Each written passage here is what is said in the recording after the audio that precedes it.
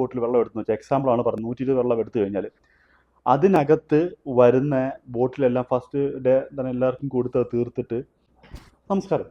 ഇന്ന് ഞാൻ വന്നേക്കുന്ന വളരെ പ്രധാനപ്പെട്ട എൻ്റെ കമൻറ്റിനകത്ത് വന്നൊരു ചെറിയൊരു കാര്യം പറയാനാണ്. എൻ്റെ കമൻറ്റിനകത്ത് പറഞ്ഞിട്ടുണ്ട്, നമ്മൾ ഫസ്റ്റ് ഡേ ഒരു ഷൂട്ടിന് നമ്മൾ നിൽക്കുമ്പം ഒരു 10 കേസ് വെള്ളം എടുത്തു കഴിഞ്ഞാൽ, അതായത് 120 ബോട്ടിൽ വെള്ളം എടുത്തു വെച്ചാൽ എക്സാമ്പിളാണ് പറഞ്ഞത് 120 വെള്ളം എടുത്തു കഴിഞ്ഞാൽ അതിനകത്ത് വരുന്ന ബോട്ടിലെല്ലാം ഫസ്റ്റ് ഡേ തന്നെ എല്ലാവർക്കും കൊടുത്ത് തീർത്തിട്ട് പിറ്റേ ദിവസം മുതൽ നിറയ്ക്കുന്നത്, അല്ലെങ്കിൽ ആ ടൈം മുതൽ നിറയ്ക്കുന്നത് നമ്മൾ ക്യാൻ ഓർഡർ ചെയ്തിട്ടുണ്ട്. അത് 20 ലിറ്ററിൻ്റെ ക്യാനുണ്ട്. ആ ക്യാനിനകത്ത് നിന്ന് വെള്ളം പൈപ്പിൽ പിടിച്ചു വെക്കും, നിറയ്ക്കും, ഒഴിക്കും, വെക്കും, അവിടെ എടുത്ത് വെക്കും.